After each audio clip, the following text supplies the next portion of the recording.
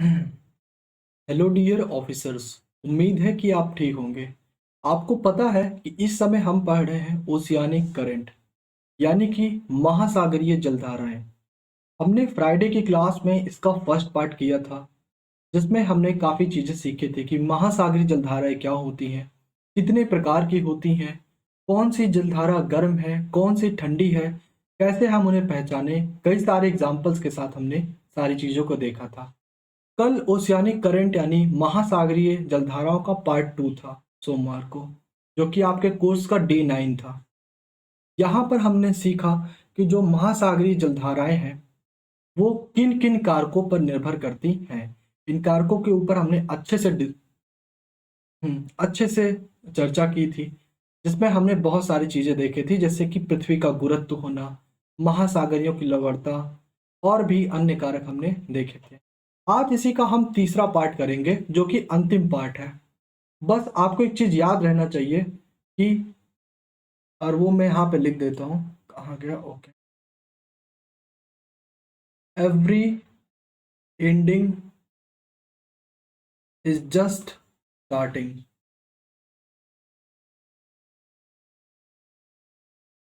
कि आज हम इस पूरे महासागरीय जलधाराओं को समाप्त कर देंगे तीसरे पार्ट के माध्यम से। लेकिन आपको याद रहे कि ये हमारा एंडिंग भले ही है, लेकिन ये एक शुरुआत है, हम ताकि अपने ज्योग्राफी को और अच्छे तरीके से जोड़ पाएँ। जब हम बाद में आगे चल के भू-आकृति विज्ञान पढ़ेंगे, जलवायु विज्ञान पढ़ेंगे, तो वहाँ पर हम कई बार महासागरीय जलधाराओं का भी प्रयोग करेंगे। कैसे करेंगे आप वहाँ पर देखेंगे। लेकिन आइए चलिए पहले आज का एजेंडा जान लेते हैं क्या है।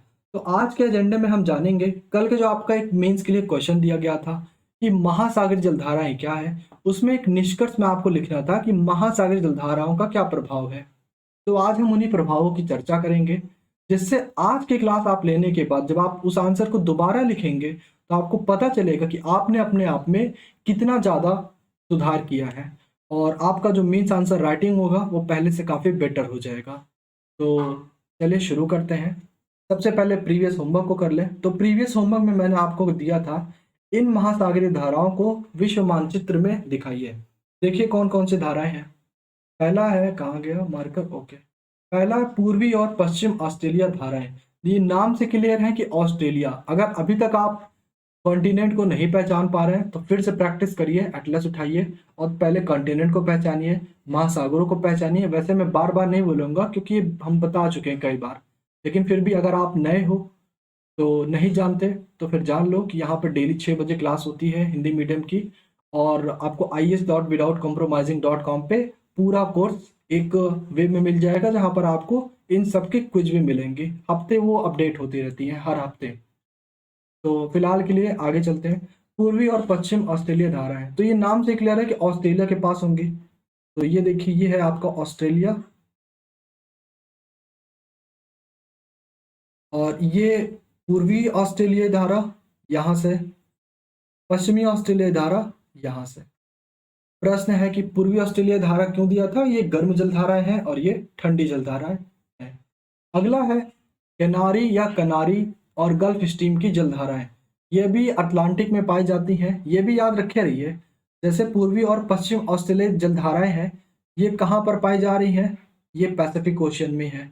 अब प्रश्न है कि कनारी यानी कनारी या गल्फ स्ट्रीम की जलधाराएं कहाँ पाई जाती हैं। ये नॉर्थ अटलांटिक में पाई जाती हैं। तो ये रही आपकी गल्फ स्ट्रीम की जलधारा, और ये रही, और कौन सा पूछा था, कैनारी की।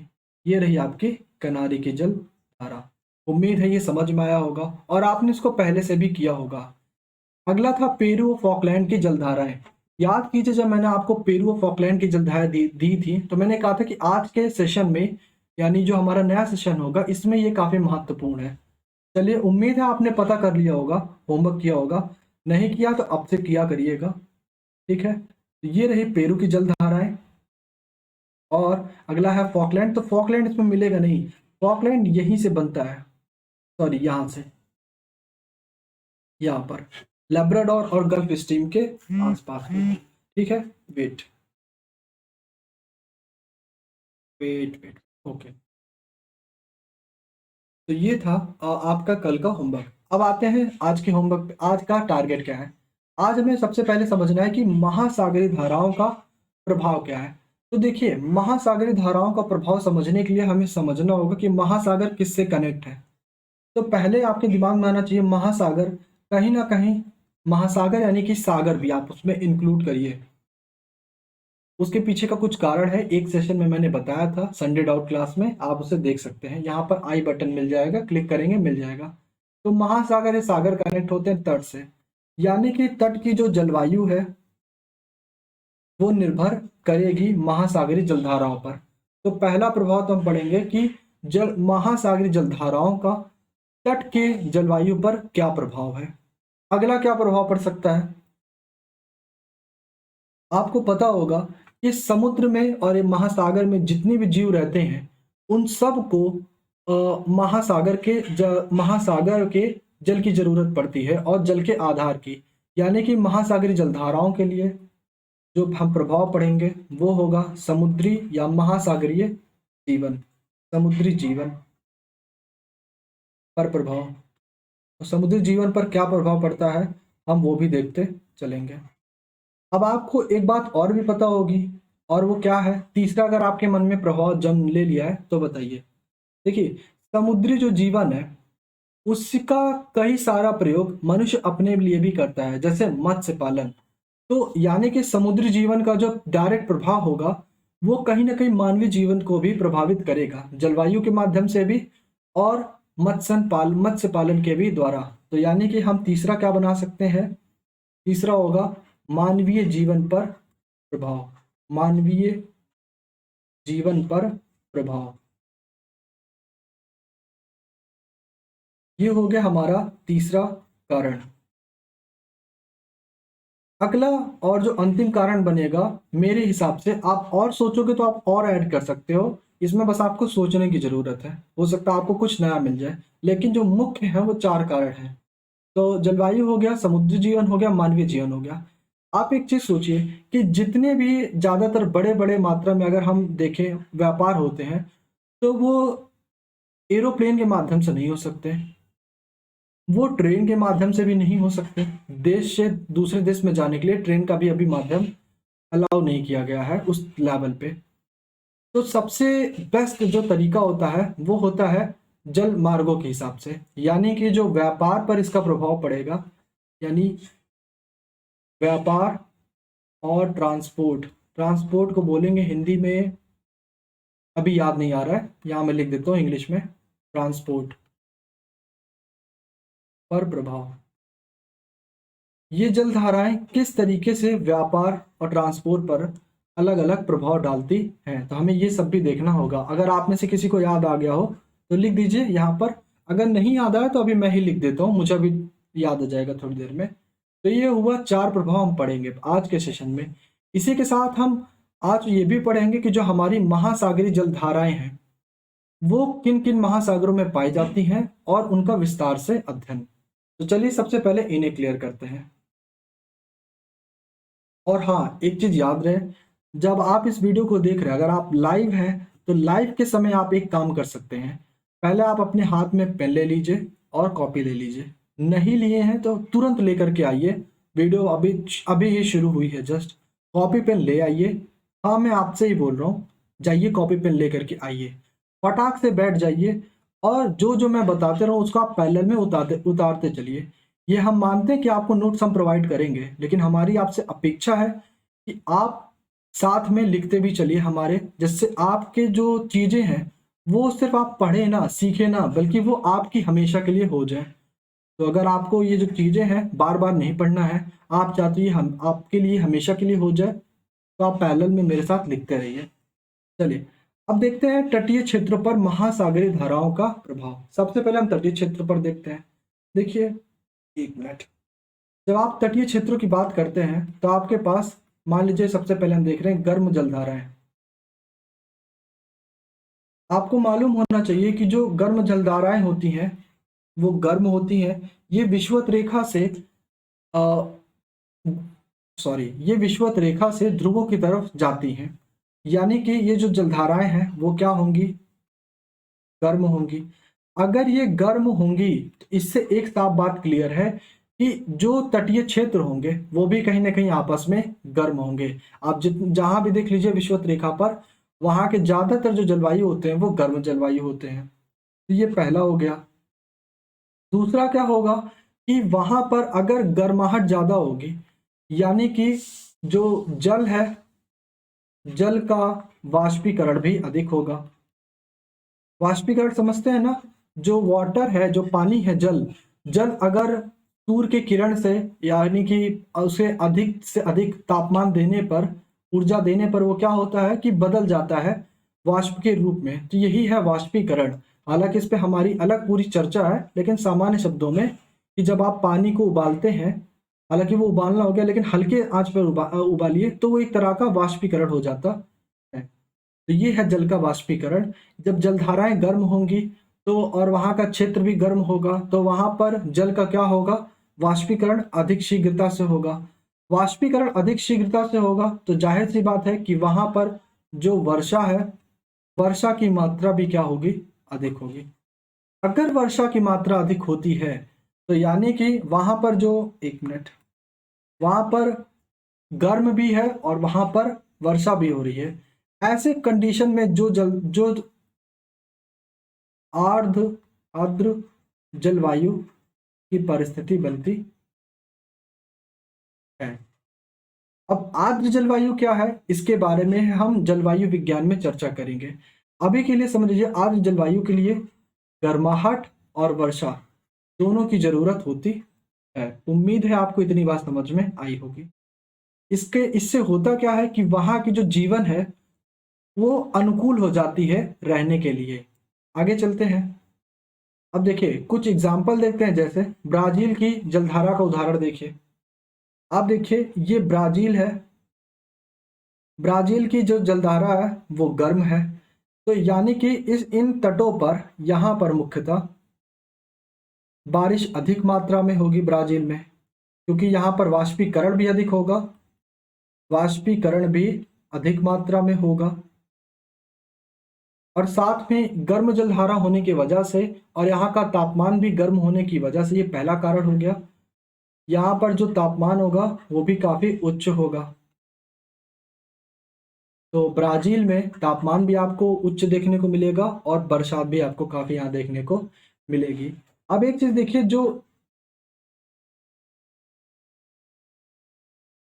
ये वाला प्लेस होता है,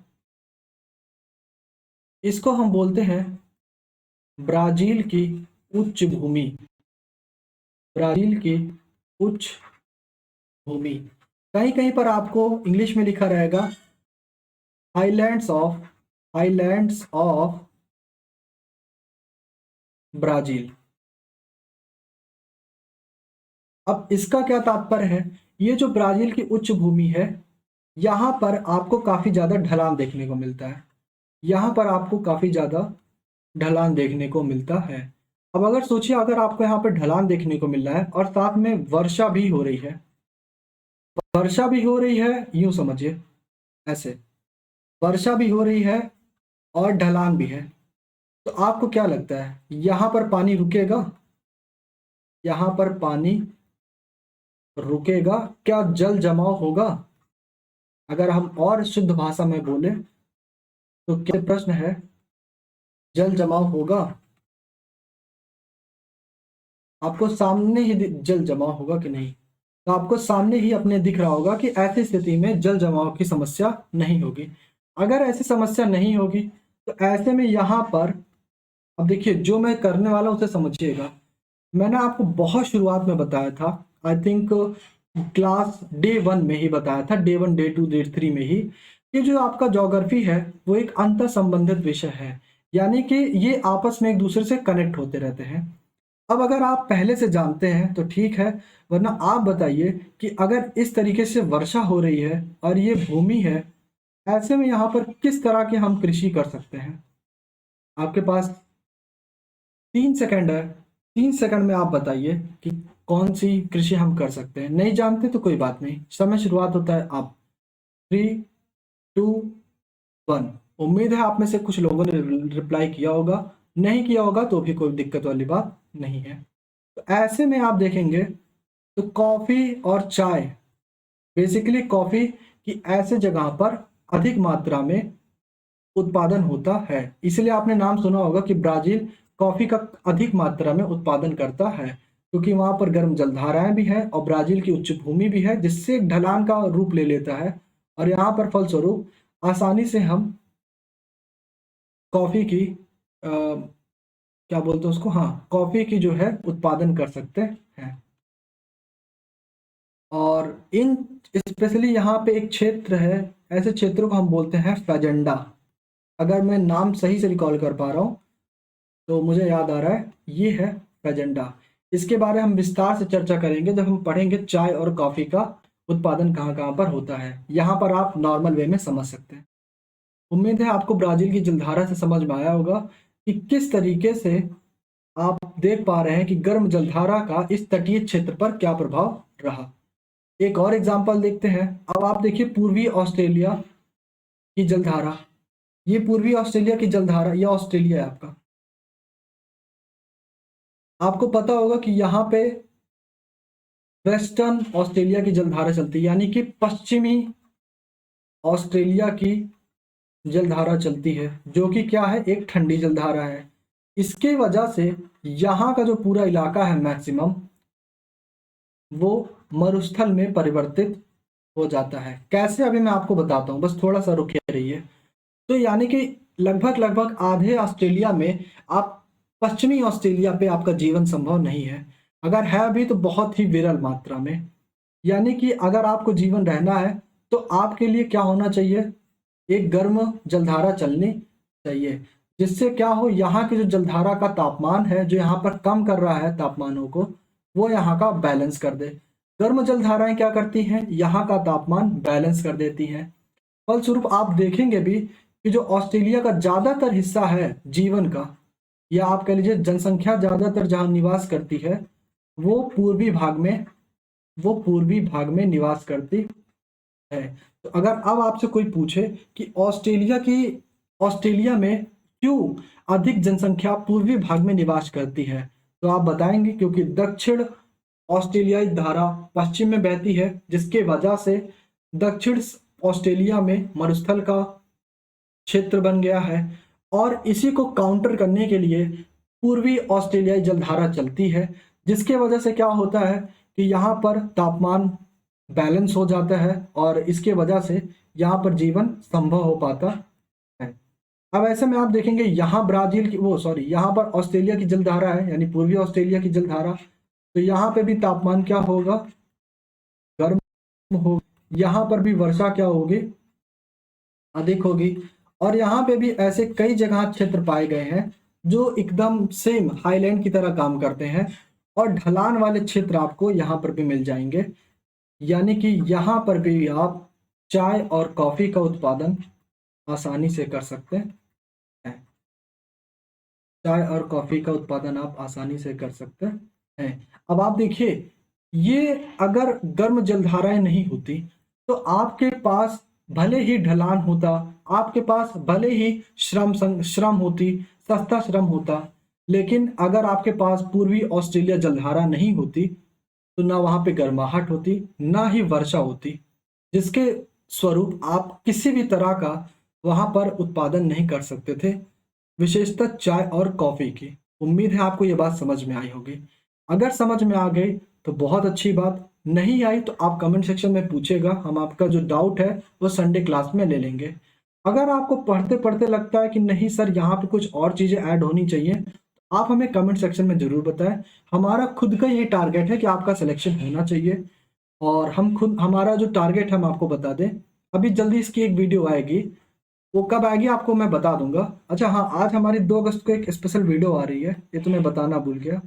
यहाँ पे लिखा हुआ है 2 अगस्त आज ही है, तो 2 अगस्त को हमारा एक विशेष वीडियो आ रहा है, जिसमें हम भूगोल के पाठ्यक्रम को केवल 5 मिनट में समझाएंगे।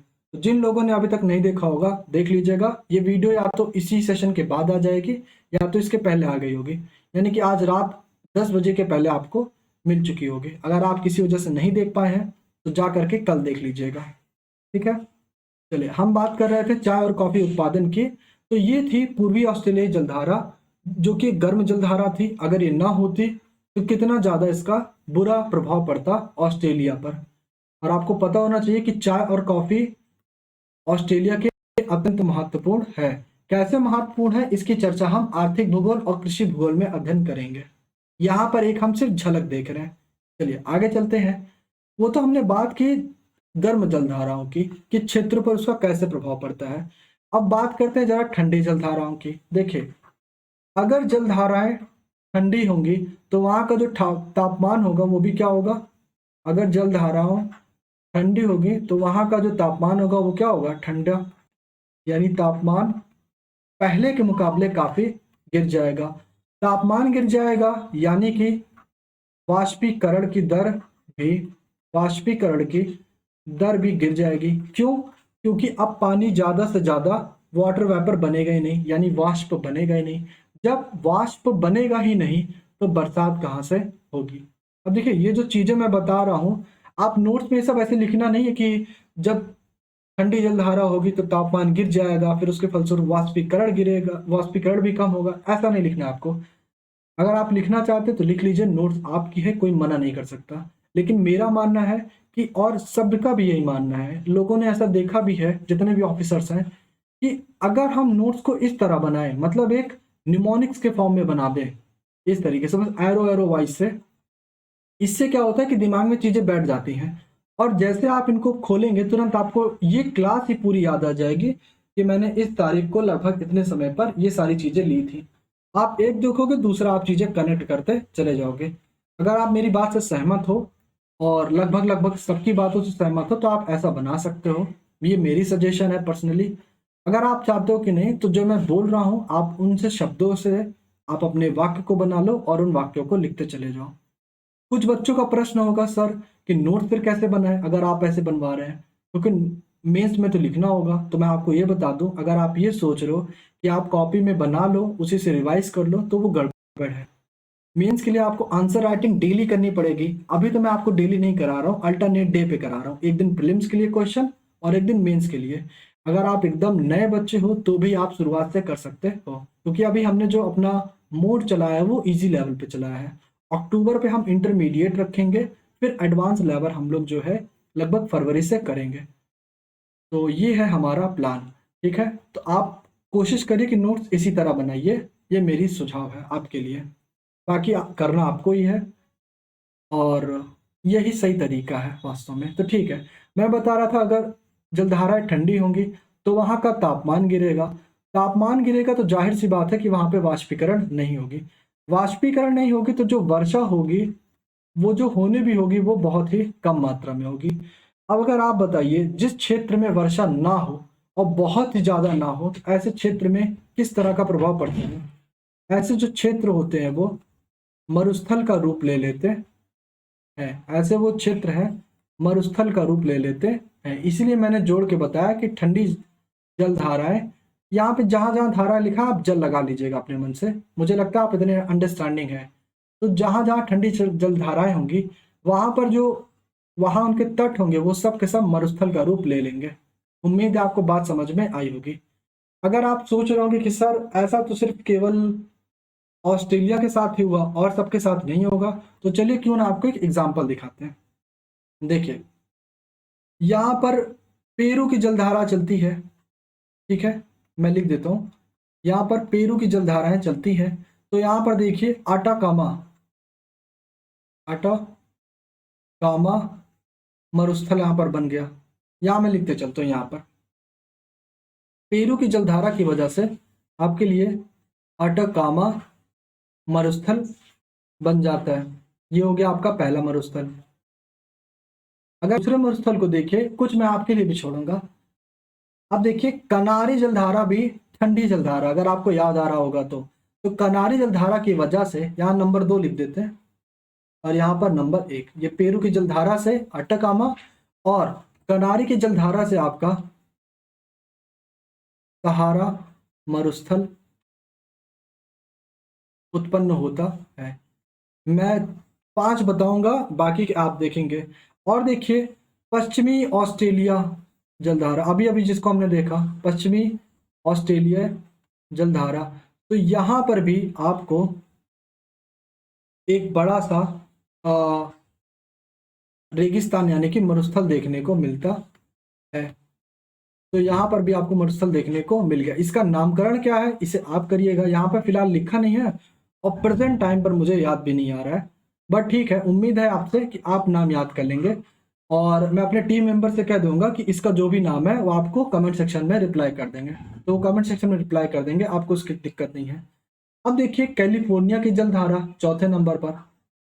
जो कैलिफोर्निया की जलधारा है, एक मिनट में लिखना भूल गया, कैलिफोर्निया, हालांकि लिखा हुआ है, बस मैं हिंदी में लिख दे रहा हूँ।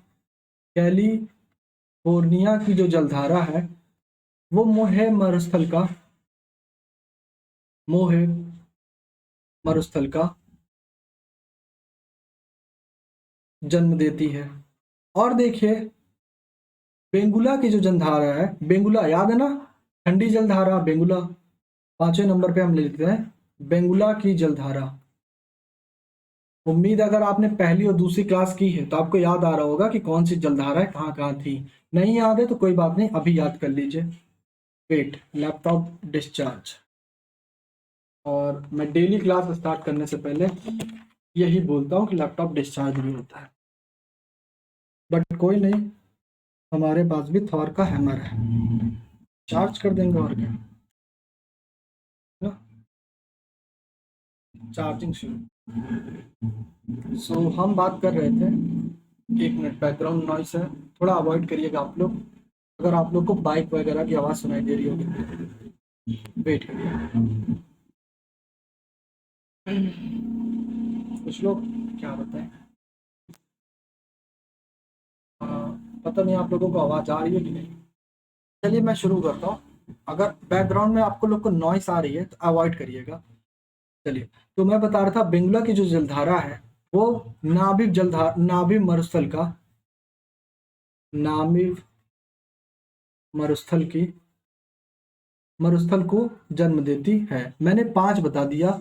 अब जलधाराएं आपके सामने है और उनके सामने डेजर्ट का नाम भी लिखा हुआ है।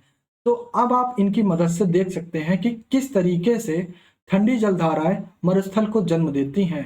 अब अगर आपके माइंड में कभी भी प्रश्न आए कि यहाँ पर मरुस्थल है तो मरुस्थल क्यों है, तो आपको पता होना चाहिए, पक्का आपको पता होना चाहिए अगर आप कहीं घूमने जाते हैं कि पक्का यहाँ पे कहीं ना कहीं आसपास ठंडी जलधाराएं चली होंगी, जिसके वजह से तापमान काफी गिरा होगा।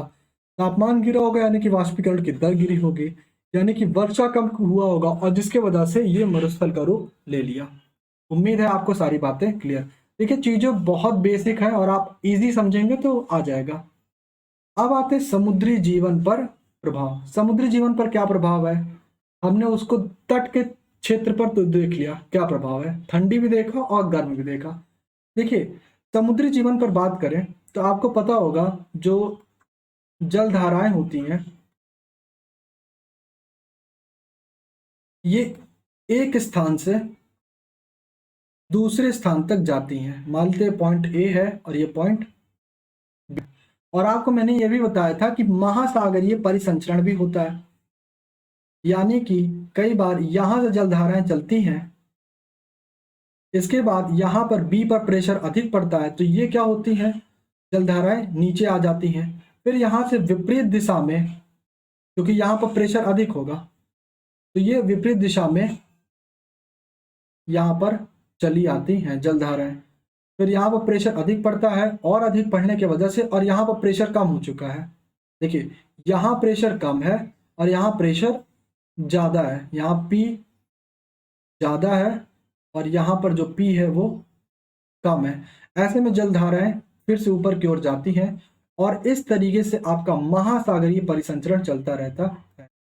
महासागरीय परिसंचरण चलता रहता है, महासागरीय परिसंचरण। आपके मन में प्रश्न आ रहा होगा सर आप इस बात को कितनी बार बताएंगे, तो इसके पीछे का कारण है। देखिए जब महासागरीय परिसंचरण चलता है तो आप ऐसे में खुद समझिए कि समुद्र में कई तरह के भोज्य पदार्थ पाए जाते हैं, समुद्र में कई तरह के भोज्य पदार्थ पाए जाते हैं। अब ये जो भोज्य पदार्थ हैं किसके लिए हैं वो डिपेंड करता है कि कौन सा जो जीव है वो किस छोटे जीव को खाता है। ऐसे में होता क्या है, कई बार भोज्य पदार्थ ऊपरी सतह से, यानी कि ऊपरी सतह से कहाँ चला जाता है, ये आपका नितल है। नितल यानी कि जिसको हम बॉटम बोलते हैं, सबसे नीचे वाला नितल। ऊपरी सतह से आपका भोज्य पदार्थ कहाँ चला जाता है, नितल पर। ओके, भोज्य पदार्थ ऊपरी सतह से कहाँ चला जाता है, नितल पर। तो देखिए, आपको यह भी पता होगा कि ऊपरी सतह पर भी जो है आपके कई तरह के जीव रहते हैं, और नितल पे भी, एक मिनट, नितल, वेट, नितल पे भी आपके कई तरह के जीव रहते हैं। तो अगर नितल वाले जीवों को भोज्य पदार्थ चाहिए, तो वो क्या है, समुद्री जीवन, महासागरीय परिसंचरण की वजह से ये जो प्रोसेस हो रहा है, इसकी वजह से उनको भी भोज्य पदार्थ मिल जाता है। यानी कि जलधाराओं की वजह से जो नितल वाले प्राणी होते हैं, उनको भी अपना भोज्य पदार्थ मिल जाता है, प्राणी को भोजन मिल जाता है। बात समझ में आई? अगर आ गई तो कमेंट सेक्शन में बोलिए यस और नो। अगर नहीं आई तो कोई बात नहीं, फिर से पूछेगा, मैं आपको बता दूंगा। यह हो सकता है कि आप अ, ध्यान से नहीं बैठे थे, तो एक बार फिर से एक बार देख लीजिएगा। फिर भी ना समझ में आए तो मुझसे ज़रूर पूछेगा। मैं आपके जितने भी डाउट्स हैं उनको कवर करने की कोशिश पूरी करूंगा। तो महासागरीय परिसंचरण की वजह से, यानी ये कैसे हैं, उत्पन्न हुई जलधाराओं की वजह से। तो जलधाराएं कहीं ना कहीं जो नितल वाले प्राणी हैं उनको भी भोजन प्रदान कराती हैं। अच्छा, अगर आप देखेंगे तो इसका एक नकारात्मक कारण भी है, नकारात्मक प्रभाव भी है। नकारात्मक प्रभाव क्या है कि जो महासागरीय जलधाराएं होती हैं, ये काफी तेज होती हैं, ये काफी तेज होती हैं। तो कई बार इनके तेज होने से वजह से क्या होता है, कई बार कई सारी मछलियां अचानक से नितल में चली जाती हैं, और नितल पर जो आपका दबाव होता है, नितल पर दबाव वो बहुत अधिक होता है, और इन दबाव को वो झेल नहीं पाती, झेल नहीं पाती। अब आपको सामान्यता पता है कि अगर आपके ऊपर बहुत दबाव डाल दिया जाए और आप झेल नहीं पाएंगे, चांसेस है कि आपको अपने प्राण प्रखेरु उखाड़ने पड़ेंगे अपने आप। ठीक है, तो यहाँ पर भी मछलियों के या फिर कोई भी जीव जो है जाता है, तो वहां पर नितल पर जाने पर उसकी मृत्यु हो जाती है, क्योंकि वो उस वातावरण के अनुकूल नहीं है, वो उतने दबाव झेलने के लायक में नहीं है। तो ये था आपका समुद्री जीवन पर प्रभाव, किसका, महासागरीय जलधाराओं का। आते हैं नेक्स्ट पर। अब देखिए, अब हम पढ़ेंगे व्यापार और परिवहन पर महासागरीय धाराओं के प्रभाव। देखिए, व्यापार और परिवहन पर हमें समझना है महासागरीय धाराओं के क्या प्रभाव है। आपको पता होगा, जितने भी व्यापार हैं वो ज्यादा, अरे हाँ, परिवहन बोलते हैं ट्रांसपोर्ट को, यस, याद आ गया। लिख दूं मैं यहाँ पे फटाक से, कहाँ गया, काफी पीछे है, हाँ ये रहा।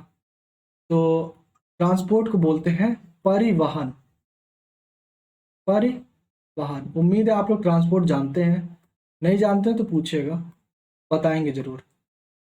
ठीक है, और नोट्स पैरेलल में बनाते चलिए, क्योंकि आप याद रखिए, मैंने आपसे एक प्रॉमिस किया है, अगर आप सिर्फ ना 10 अगस्त तक आपका ये वो समुद्र विज्ञान खत्म हो जाएगा। 10 अगस्त तक अगर आपने क्लास अच्छे से देखी है, तो आप खुद ही पाएंगे कि आप जितने भी प्री लेवल के क्वेश्चन हैं, आप उन्हें आसानी से क्रैक कर पा रहे हैं। जितने भी मेंस लेवल के क्वेश्चन हैं समुद्र विज्ञान से, आप उसमें लगभग 40% सही कर पा रहे हैं। और अगर ऐसा सिर्फ 20 दिन के पढ़ने की वजह से हो जा रहा है, तो आप समझिए आप बहुत सही ट्रैक पर हैं। और अगर आपको नहीं विश्वास हो रहा है कि ऐसा हो सकता है, और आप नए स्टूडेंट हो और आज आप डे 10 की क्लास में आए हो, तो आप सिंपली एक काम करना कि आप फिर से जाना डे 1 में, और डे 1 से लेकर के 10 अगस्त तक की जितनी भी क्लासेस हैं, जहां तक महासागरीय जलधाराएं चल रही हैं, आप वहां तक पढ़ना, और आपको खुद समझ में आ जाएगा कि जो महासागरीय जलधाराएं हैं, इनका अध्ययन करने के बाद और पूरा समुद्र विज्ञान अध्ययन करने के बाद मेरे साथ आप कितने लायक हो गए। पहले आप क्या थे और अब आप क्या हो, आपको खुद ही अंतर पता चल जाएगा। ठीक है, चले आते हैं। तो व्यापार जो है वो जलीय मार्गों से होता है, ये बात हमें भी पता है, आपको भी पता है कि जो व्यापार है वो जलीय मार्गों से होता है। अब देखिए, जलीय मार्ग में भी दो होते हैं। एक ऐसे जलीय मार्ग जहां पर जो क्षेत्र हो वो क्या हो, गर्म क्षेत्र हो, और एक कुछ ऐसे भी मार्ग होते हैं जहां पर ठंड प्रदेश हो या ठंड क्षेत्र हो। अब आप इस बात को बड़े ध्यान से समझिएगा कि अगर आपका जो क्षेत्र है वो गर्म है, तो ऐसे में तो जो आपका व्यापार है वो साल भर संभव है। यानी आप हर साल अपना व्यापार कर सकते हो, तो इसमें कोई दिक्कत वाली बात नहीं है। लेकिन एक मिनट, जहाँ ठंडा प्रदेश है, अगर प्रदेश ठंडा है और ऐसे में अगर आप व्यापार कर रहे हो, तो आप एक चीज खुद से अपने मन में सोचो कि अगर ठंडा था तब तो चलो किस तरीके से व्यापार हो जा रहा था गर्मी में, लेकिन अगर आपके जो क्या बोलते हैं, सीजन को हिंदी में क्या बोलते हैं, याद ही नहीं आ रहा है। चलिए कोई बात नहीं, मैं अभी के लिए सीजन लिख देता, हाँ नहीं याद आया। सीजन आई थिंक आप जानते हैं ना, विंटर सीजन। ऋतु, यस ऋतु बोलते हैं, हाँ ऋतु। अगर आपके में चल रहा है शीत ऋतु चल रही है, और शीत ऋतु में आप उम्मीद खुद करिए कि जो प्रदेश पहले से ठंडा था, गर्मियों में भी बर्फ पड़ रही थी वहां पर, और जब ठंडी आएगी तो वो और कितना अधिक ठंडा हो जाएगा, ये इसका मतलब है कि ठंडा बढ़ गया है। ऐसे में आपको लगता है कि क्या वहां पर, एक मिनट, इसको मैं थोड़ा यहाँ से बढ़ाता हूँ, क्या ऐसे प्रदेश में आपको लगता है कि वहां पर व्यापार हो पाएगा साल भर? व्यापार साल भर आप उम्मीद कर सकते हैं? अगर आप उम्मीद कर रहे हैं कि हाँ, आपका उत्तर है भाई नहीं हो सकता है व्यापार। अगर आप यही सोच रहे हैं कि व्यापार हो सकता है साल भर, तो इसका उत्तर है जी नहीं, नहीं हो सकता, क्योंकि चीजें बर्फ में हो जाएंगी। और उससे बड़ी चीज कि वहां पर जो मानव होगा कैसे निवास करेगा, कैसे वहां से, क्योंकि कई सारे ऐसे तट हैं जहां पर, जैसे आप ये कैलिफोर्निया को ही देख लीजिए, एक मिनट, ये कैलिफोर्निया वाले तट को देखिए, यहाँ से अगर हमको माल भिजवाना है तो कैसे भिजवाएंगे? यहाँ पर भी इंसानों को तो रहना पड़ेगा, और ऐसे में कहाँ कैसे इंसान रहेगा इतने ठंडे जलधाराओं के आसपास, और भी ठंडी में खासकर, तो ये बड़ा ही मुश्किल सा टारगेट हो जाएगा। ऐसे में क्या होता है, ये संभव है, ये संभव भी है और असंभव भी है। कैसे? अगर हम ठंडी जलधाराओं के आसपास गर्म जलधाराओं को भी मिला दे, तो गर्म जलधाराओं को भी मिला दें, तो ऐसे में क्या होगा, जो तापमान होगा वो पहले के मुकाबले फिर से एवरेज में आ जाएगा। प्रश्न आपके दिमाग में यही उठ सकता है, सर एक बात बताइए, क्या ये जो जलधाराएं हैं ये ग्लास के बॉटल में, एक ग्लास में भरी हैं क्या, कि आपका ठंडा पानी है उसमें हमने क्या कर दिया, थोड़ा सा गर्म मिला दिया? ऐसा तो है नहीं। जो गर्म जलधाराएं हैं अपनी ही दिशा में चलती हैं, उनका एक दिशा निश्चित है, इसी वजह से तो आप उन्हें जलधाराएं कहते हैं। और आप फिर कह रहे हैं कि अगर मिला दिया जाए तो उत्तर है जी हाँ, यही तो उत्तर है जो मैंने आपको अभी बोला, और जो आपने अभी अपने मन में सोचा। पूछिए कैसे? देखिए, देखिए, लेब्राडोर की जो जलधारा है वो आपको दिख रही है, कैसी जलधारा है? ठंडी। अगर नहीं याद है तो फिर ये ब्लू लाइन से पहचान जाइए, ब्लू लाइन ठंडी जलधाराओं का सिंबल है। लेकिन मुझे उम्मीद है कि आपको पता है कैसे पहचानते हैं। नहीं पता है तो क्लास 1 से फिर से देखिएगा, क्योंकि आपका बेसिक अब बहुत वीक है अगर आप नहीं समझ पा रहे हैं। अगला देखिए, जो गल्फ स्ट्रीम की जलधारा है वो क्या है? गर्म जलधारा है। एक बात बताइए, अगर लैब्राडोर की जो जलधारा है वो ठंडी है, तो आपको लगता है कि यहाँ पर व्यापार हो पाएगा? क्या यहाँ पर व्यापार वर्ष भर या साल भर पॉसिबल है? पॉसिबल मतलब संभव है, संभव है। तो उत्तर है जी नहीं, जी नहीं।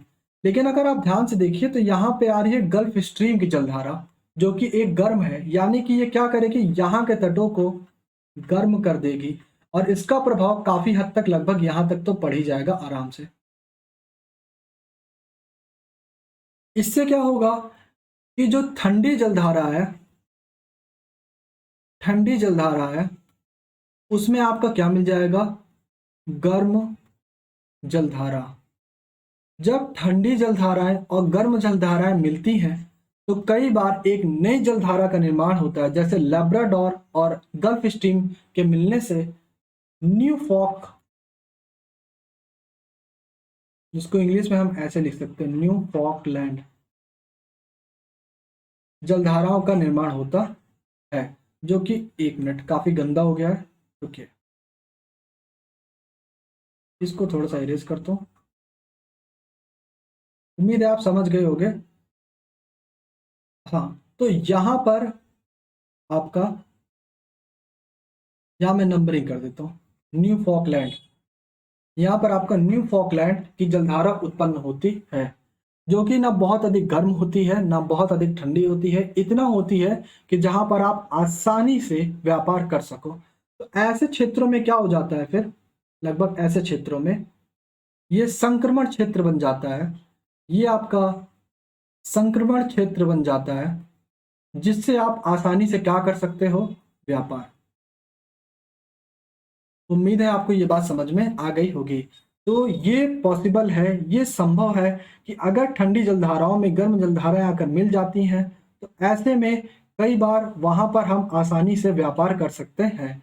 अच्छा, अब अगर व्यापार बढ़ेंगे, देखिएगा, अगर व्यापार बढ़ेंगे तो, और आप एक बात बताइए, और अब ये जो क्षेत्र है ये क्या है, अनुकूल है। अनुकूल का मतलब मनुष्यों के लिए क्या है, अनुकूल हो गया है। तो ऐसे में क्या होगा, यहाँ पर जनसंख्या भी बढ़ेगी, जनसंख्या भी क्या होगी, यहाँ पर बढ़ेगी। लोगों का मन कहेगा कि लो भाई हम यहाँ पर रहते हैं, इसलिए नहीं कि यहाँ मजा आएगी रहने में, इसलिए वो रहना पसंद करेंगे क्योंकि यहाँ पर व्यापार हो रहा है, यानी कि इससे लोगों को रोजगार भी मिलेगा। उम्मीद है आपको ये बात समझ में आई होगी। और एक चीज देखा गया है। अब देखिए, मुझे आपको जो सिर्फ बताना था, मैं बस इतना बता सकता था कि अगर ठंडी जलधारा है, बह रही है, वहां पर गर्म जलधारा आ जाए तो आपका क्या होगा, व्यापार संभव हो जाएगा। लेकिन मैं उसके थोड़ा आगे आपको सोचने का मौका दे रहा हूँ। क्यों? क्योंकि इसी से आपके मस्तिष्क का विकास होगा। ध्यान से समझिएगा, मुझे सिर्फ बताना था कि ठंडी जलधारा में अगर गर्म जलधारा मिल जाए, और ये एग्जाम्पल दे दिया, टॉपिक खत्म, क्लोज। लेकिन अगर मैं आपको थोड़ा सा मौका दूं कि अगर यहाँ पर व्यापार संभव हो गया, अब व्यापार संभव है यानी क्षेत्र अनुकूल है, क्षेत्र अनुकूल है तो लोगों का वहां पे प्रॉफिट दिख रहा है व्यापार करने के लिए, तो लोग वहां पर रहेंगे, वहां पर रहेंगे तो जनसंख्या भी ज्यादा होगी। अब जनसंख्या अगर ज्यादा होगी और व्यापार भी क्या हो रहा है, बढ़ रहा है, तो जाहिर सी बात है वहां पर अगर एक या दो बंदरगाह होंगे तो अब बंदरगाह की संख्या क्या होगी, बंदरगाह की संख्या भी क्या होती जाएगी, बढ़ते जाएगी। अच्छा, बंदरगाह क्या होता है, बंदरगाह को इंग्लिश में बोलते हैं पोर्ट। अच्छा, ईमानदारी से अगर मैं बताऊं, जब मैं बचपन में था और मुझे याद है मैं क्लास 4th या 5th में था, तो उस समय पर मैं बंदरगाह को समझता था कि जो गांधी जी के 3 बंदर है शायद उसी से कुछ कनेक्शन है। फिलहाल ऐसा कुछ था नहीं, लेकिन क्लास 4th में तो मेरे साथ यही हाल था। तो अगर आप भी यही सोचते हैं कि बंदरगाह का मतलब बंदरों से है, तो ऐसा बिल्कुल नहीं है। बंदरगाह का मतलब होता है कि जहां पर समुद्री जहाजें आती हैं, रुकती हैं, और जो भी व्यापार वगैरह है वहां पर माल आता है, उतरता है, चढ़ता है, इस तरीके का एक तरह का स्टेशन आपका बंदरगाह होता है। चलिए, बस इसका जो संदर्भ होता है ये बड़े बड़े जलाशय या जलपोतों से होता है। तो ये हो गया आपका बंदरगाह, और बंदरगाह की संख्या भी बढ़ेगी। और एक चीज हाँ आपको बता दें कि ऐसे में क्या होता है, ऐसे में ऐसे प्रदेशों में जब इस तरह की जो दो जलधाराएं मिलती हैं, तो वहां पर मत्स्य की, मतलब जो मछलियां होती हैं वहां पर अधिक निवास करना पसंद करती हैं। प्रश्न उठता है कि सर अधिक निवास करना क्यों पसंद करती हैं, क्योंकि वहां पर उनको मिल जाता है, एक मिनट मुझे दिख नहीं रहा है बट मैं फिर भी लिख रहा हूँ, प्लैंकटन। अगर उन्हें प्लैंकटन मिल रहा है, उनके एक जीव होता है जिसे वो खाती हैं। आपको याद होगा प्लैंकटन को और कौन खाता है, याद है इससे पहले वाले जो हमने पढ़ा था, प्रवाल। याद आया, 40% वो प्रवाल खुद से खाते हैं प्लैंकटन को, और 60% वो किस पर निर्भर है, 60% निर्भर होते हैं हरे शैवालों पर। तो प्लैंकटन होगा तो जाहिर सी बात है मत्स्य पालन भी होगा। उम्मीद है आपको यहाँ तक बात समझ में आई होगी। मत्स्य पालन होगा, फिर से बात होगी कि व्यापार तब तो और अधिक मात्रा में होगा। तो उम्मीद है आप ये वाला समझ पाए, कौन सी जलधारा, लैब्राडोर और गल्फ स्ट्रीम। अब अपनी चर्चा को आगे बढ़ाते हुए हम, कुरोशियो नहीं है एक्चुअली में, ये है क्यूरोशियो, ठीक है, ये थोड़ा सा गलत लिखा है, ये है क्यूरोशियो, और ओयोशियो तो चलिए ठीक लिखा है। हिंदी अनुवाद कभी कभी गलत हो जाता है, तो परेशान नहीं होना है आपको। ये रही क्यूरोशियो की जलधारा, जो कि क्या है, गर्म। ये है ओयोशियो की जलधारा, जो कि क्या है, ठंड। और ये जानते हैं कौन सा क्षेत्र है? ध्यान से देखिए, अगर आप पहले भी ज्योग्राफी पढ़ चुके हैं तो आपको समझ में आ गया होगा, नहीं पढ़े हैं तो कोई बात नहीं है, हिंट देता हूँ। हिंट क्या, चलिए बता देता हूँ, जापान।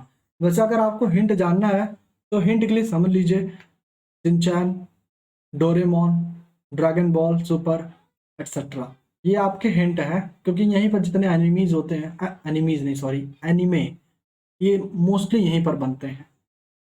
फिलहाल के लिए तो जो जापान है, जापान में आपका यहाँ पर आप देखेंगे तो यहाँ पर जो मैंने आपको बताया, मत्स्य पालन भी यहाँ पर अधिक मात्रा में होता है। आज तो ऐसा हो गया है कि जापान अलग अलग चीज़ों पर निर्भर करता है, अलग अलग अन्य पे। लेकिन एक टाइम ऐसा था जब जापान की जो ज़्यादा से ज़्यादा जनसंख्या थी वो मत्स्य पर ही निर्भर थी। क्यों? क्योंकि यहाँ पर जो मत्स्य पालन होता है वो अधिक से अधिक मात्रा में होता है, बहुत ही अधिक मात्रा में होता है, जिससे वहाँ के लोगों को ज़्यादा चीज़ें एक्सपोर्ट नहीं करानी पड़ती थी।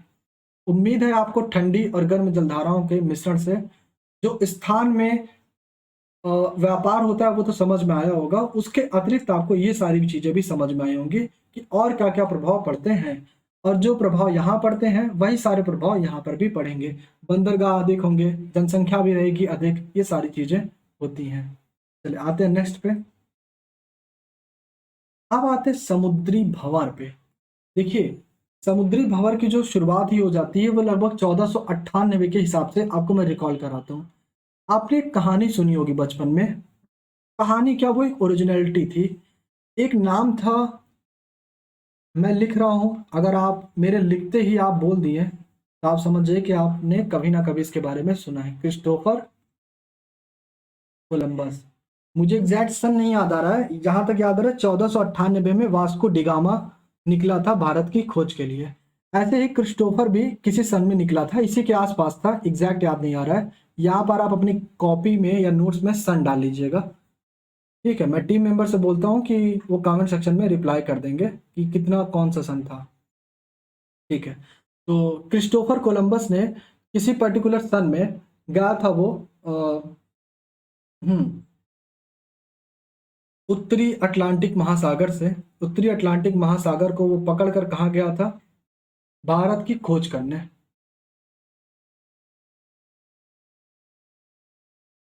वो निकला तो था भारत की खोज करने, लेकिन वो जब जा रहा था तो बीच में आ गया समुद्री भंवर, जिसे लोग सामान्यतः बोल देते हैं कि बवंडर आ गया है ना, तो वो भंवर है एक्चुअली में। तो समुद्री भंवर ने क्या किया कि क्रिस्टोफर कोलंबस को जिस दिशा में जाना था उस दिशा से भटका दिया, जिसके वजह से क्या हुआ, क्रिस्टोफर कोलंबस किसी और दुनिया पर आ गया जिसे उसने नई दुनिया के नाम से बोला था, जो कि वास्तव में वेस्ट इंडीज का पार्ट था। ठीक है, जो कि अमेरिका में है, नॉर्थ अमेरिका के साइड में। तो ये थी क्रिस्टोफर कोलंबस की कहानी। अब प्रश्न उठता है कि सर आपने इसको क्यों बताया, क्योंकि कई बार आपसे इंटरव्यू में पूछ लिया जाता है कि आप समुद्री भंवर को जानते हैं, तो आप बोलेंगे हाँ। वो ऐसे प्रश्न पूछ लेंगे कि एक ऐसी घटना बताइए जहां पर इतिहास में समुद्री भंवर ने अपना एक महत्वपूर्ण रोल निभाया है, तो आप बताएंगे कि क्रिस्टोफर कोलंबस उसका एक महत्वपूर्ण उदाहरण है। आप समझ लेते हैं कि समुद्री भंवर कैसे आता है। देखिए, समुद्री भंवर को समझने के लिए हमें बस थोड़ा सा कॉन्सेप्ट चाहिए। मैंने आपको बताया था कि जो पृथ्वी का घूर्णन होता है, पृथ्वी का घूर्णन कैसे होता है, याद है कि भूल गए? याद है? याद है कि भूल गए? नहीं याद है? याद है? चलिए देख लीजिए। वो था पश्चिम से पूर्व की ओर। और मैंने बताया था इसके वजह से क्या होता है, जो जलधाराएं होती हैं, जलधाराओं के लिए एक विक्षेपक बल तैयार हो जाता है, जो इनकी दिशा को क्या करता है, पलट देता है। विक्षेपक बल तैयार हो जाता है जो दिशा परिवर्तन का काम करता है, दिशा परिवर्तन का काम करता है। एक मिनट, ऐसे बल को हम बोलते हैं कोरियोलिस बल। कोरियोलिस बल क्या है मैं आपको बता दूं, मुझे इस पर अभी डिस्कस करने की ज़रूरत नहीं है। जहाँ अधिक मात्रा में ज़रूरत होगी वहाँ हम पढ़ेंगे। अगर किसी को बहुत ज़्यादा जानना है तो उसे एक्स्ट्रा क्लास में आप संडे डाउट में पूछ सकते हैं। अगर ये आप पूछेंगे मैं तभी बताऊंगा, उससे पहले बिल्कुल भी नहीं।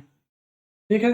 तो पश्चिम से पूर्व की ओर बहती है, सॉरी, पश्चिम से पूर्व पृथ्वी का घूर्णन होता है और जलधाराओं में एक विक्षेपक बल तैयार हो जाता है जिसे कोरियोलिस बल कहते हैं। जिसके वजह से जो जलधाराएं हैं आपकी, जलधाराएं क्या करती हैं कि वो पूर्व से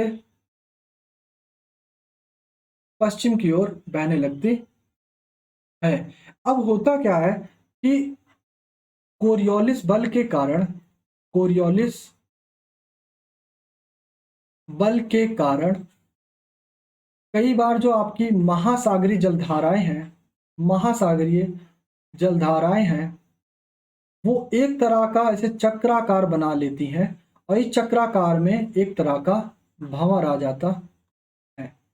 अब इस भंवर से क्या होता है, भंवर क्या करता है कि आप जिस दिशा में जा रहे थे, आप जाना चाह रहे थे ऐसे, वो आपको ऐसे घुमा देती है। अब ऐसा नहीं कि आपको फिर वहीं लाके छोड़ देगी, वो किसी अलग स्थान पर आपको छोड़ देगी। तो ऐसे में जितने भी व्यापार होते हैं वो अपना दिशा और मार्ग दोनों ही भटक जाते हैं। अगर वो अपना दिशा और मार्ग भटक जाते हैं तो जाहिर सी बात है ऐसी स्थिति में जो वो किसी और देश के तट पर भी कभी कभी पहुंच जाते हैं। कभी कभी वो किसी और देश के तट पर भी पहुंच जाते हैं, फिर उन्हें हानि नुकसान हानि का सामना करना पड़ता है। लेकिन उसके बाद वो बताते हैं कि ऐसी ऐसी बात थी।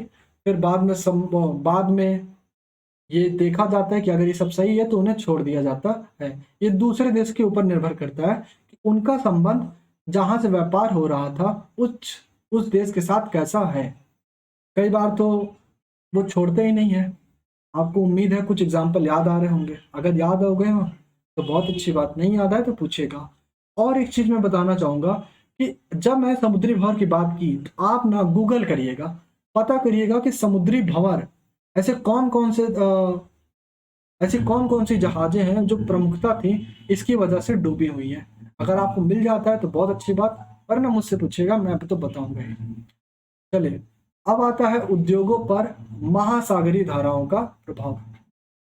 तो क्लास की टाइमिंग आई थिंक अभी तो 1 घंटे नहीं हो गई होगी, 40-45 मिनट हो गई होगी जहाँ तक मुझे लग रहा है। अगर इससे ऊपर भी हो गए तो परेशान नहीं होना है, आप आसानी से कर लोगे। ठीक है, यू कैन डू इट। मन को कंट्रोल करो। मन को कंट्रोल नहीं कर पा रहे हो, उठो, पानी पियो, फिर से वापस आओ, लेकिन पढ़ो। ठीक है, क्योंकि आपको सिलेक्शन चाहिए, आप यूपीएससी के बंदे हो, ऐसे नहीं मिलेगा। ठीक है, मोटिवेशन चाहिए, नहीं देने वाला। क्यों? क्योंकि सबका जो स्टेट स्टेट होता है और वो सबका अलग अलग होता है। कोई किसी चीज़ से परेशान है, कोई किसी चीज़ से परेशान है, कोई फाइनेंशियल से परेशान है, कोई अलग अलग चीज़ों से परेशान है। तो अगर आप चाहते हो कि सिर्फ इस क्लास में मोटिवेशन मिले ना, तो कोई मतलब नहीं है। आप क्या करो, पढ़ो। जब आप पढ़ोगे आप कर पाओगे आगे, यही तो है आपकी मोटिवेशन। तो मोटिवेशन चाहिए कि मोटिवेशन बनाना है, मोटिवेशन बनाओ, मांगो मत। बात समझ में आई? बहुत सीरियस बात बताइए, अगर आप समझ गए तो बहुत प्रॉफिट है। ठीक है, तो अगर आपके मन में चलता है ना कि सर मोटिवेशन वाला कुछ तगड़ा बताओ, आइटम बताओ, मतलब मसाला मिर्च दो जिससे पढ़ने में आग लग जाए, तो भाई आप एसएससी में ट्राई करो, यूपीएससी में नहीं। यूपीएससी में आंतरिक आंतरिक आपको मोटिवेशनल चाहिए। ठीक है, यहाँ आपको डेली डेली मोटिवेशन नहीं मिलेगा। सुबह उठो, पढ़ाई लिखाई करो, कहते हैं ना वो आईएएस वाईएएस बनो थोड़ा। चलिए ठीक है, ओके, मैं तो मीम्स पे आ गया। चलिए, अब बात करते हैं उद्योगों पर महासागरीय धाराओं का क्या प्रभाव है। देखिए, उद्योग जो जनरली होते हैं, 1 मिनट, ओके, ये यानी कि ये वाली एक लास्ट स्लाइड है। उद्योग जो जनरली होते हैं वो डिपेंड करते हैं कि आप किस चीज़ का उद्योग कर रहे हैं। तो पहला प्रश्न होता है कि आप किस चीज़ का उद्योग कर रहे हैं। आपको पता होना चाहिए कि आप कहाँ पर हैं। आप जलधाराओं के आसपास हैं। जलधाराएं ही क्या उत्पन्न कराती हैं, गर्म या ठंडे प्रदेश, एक तरह से। याद रहे, यहाँ मैं लिख दूं एक तरह से, कैसे अभी मैंने आपको एक्सप्लेन किया। ये वाली स्लाइड का वैसे कोई काम था नहीं, क्योंकि हम लोगों ने पहले ही पढ़ लिया था व्यापार से ही, और वहीं पे मैंने कवर कर लिया था। तो जलधाराएं उत्पन्न होती हैं, ऐसे में क्या होता है, जहाँ मिश्रण होते हैं इन दोनों का, जहाँ पर ये दोनों मिक्स होते हैं, वहाँ पर कई बार धुंध भी बन जाता है, और वहाँ पर प्लैंकटन भी देखने को मिलते हैं। इसके वजह से यहाँ पर जो मत्स्य पालन है वो ज़्यादा होता है। अरे, मत्स्य पालन क्या होता है, ज़्यादा होता है। मत्स्य पालन ज़्यादा होता है तो उद्योग अपने आप बढ़ जाते हैं। अब ये वही है, जनसंख्या बढ़ेगी और भी बहुत सारी चीज़ें होंगी, तो उद्योगों पर इसका सकारात्मक प्रभाव देखने को मिलता है। यूपीएससी में एक बार ऐसा प्रश्न पूछा गया है, मैं आपको उन प्रश्न से अवगत जरूर कराऊंगा, लेकिन ऐसे नहीं, सडन में कराऊंगा और आपको लिखने को दूंगा, और आपकी आंसर राइटिंग टेस्ट सीरीज में अचानक से, ऐसे नहीं। अगर हाँ, अगर आप समझदार हो तो आपको मेरी वेबसाइट पे सारी चीज़ें मिल जाएंगी, आप जाके वहाँ पे देख सकते हो। चलिए अब बात करते हैं। देखिए अभी तक हमने पढ़ा, एक मिनट,